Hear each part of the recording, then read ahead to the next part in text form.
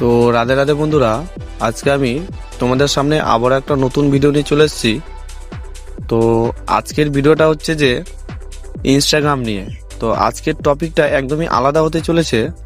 আলাদা বলতে মনে করো কেউ তোমাকে কোনো কিছু ইনস্টাগ্রামে এসএমএস করলো, আর সেটা আমরা যখনই দেখি তার কাছে সিন হয়ে যায়। মানে সে সেখান থেকে বুঝতে পেরে যায় যে আমরা তার ভিডিওগুলো বা সে যেগুলো সেন্ড করেছে আমাদেরকে, সেগুলো যখনই আমরা দেখি সে বুঝতে পেরে যায় যে আমরা তার ভিডিও বা ফটো যেগুলো পাঠিয়েছে সেগুলো আমরা দেখেছি।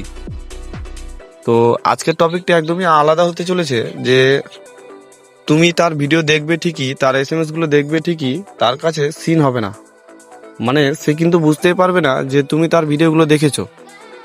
তো সেটার জন্য তোমাকে সবার প্রথমে কি করতে হবে, এই যে তোমার যেটা ইনস্টাগ্রাম অ্যাপটা আছে মোবাইলের, সেই ইনস্টাগ্রাম অ্যাপটার ভিতরে তোমরা ঢুকে যাবে। ঢুকে যাওয়ার পরে একদম নিচে কোনায় দেখবে প্রোফাইলের যে আইকনটা আছে, এই যে দেখতে পাচ্ছ প্রোফাইলের এই আইকনটার ভিতরে তোমরা একবার ট্যাপ করে দিবে।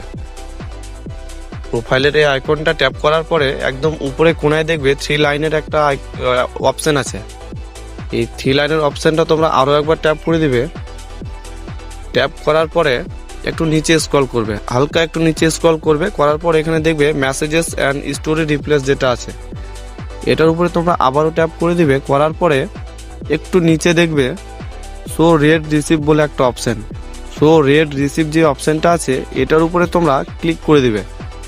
ক্লিক করে দেওয়ার পর এটা কিন্তু অন থাকবে, আমার অফ করা আছে, যাই হোক এটা কিন্তু অন থাকবে, এটা তোমরা অফ করে দিবে।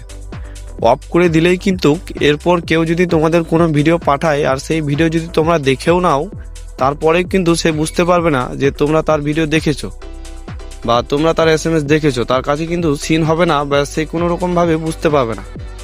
তো বন্ধুরা, আজকের এই ভিডিওটা এই পর্যন্তই। দেখা হবে কোনো নেক্সট ভিডিওতে।